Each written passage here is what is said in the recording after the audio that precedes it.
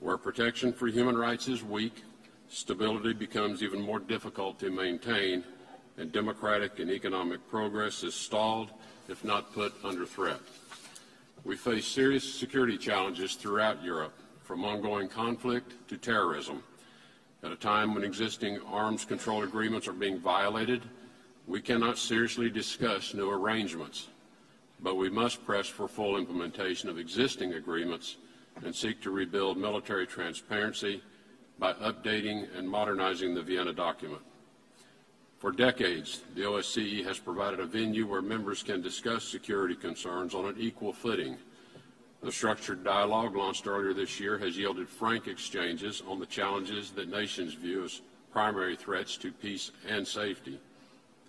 We should all want the basic tenets of the Helsinki Final Act to be respected, and we all have an interest in reducing the risk of military miscalculation, the threats from terrorism and returning foreign terrorists, and threats from malicious cyber attacks. The OSCE is an important platform to exchange views on these problems as well as global refugee and migration challenges.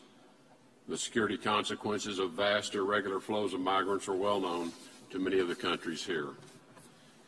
The OSCE has a critical role to play in the exchange of best practices on migration management, strengthening partnerships with migrant-source countries, and combating organized crime organizations which profit from smuggling and human trafficking.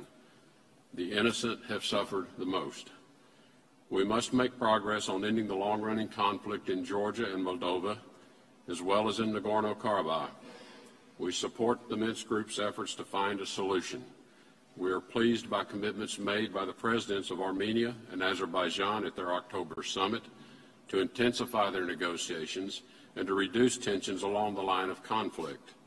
Substantive progress can be made when there is a political will, and we welcome their decision yesterday to speed things up on both.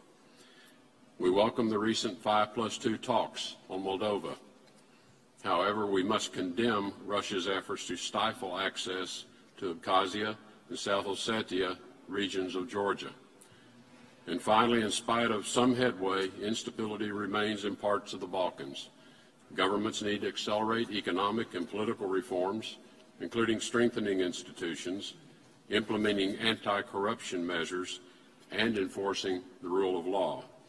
These are critical steps, especially an agreement on reform in Bosnia and Herzegovina in advance of the elections in 2018.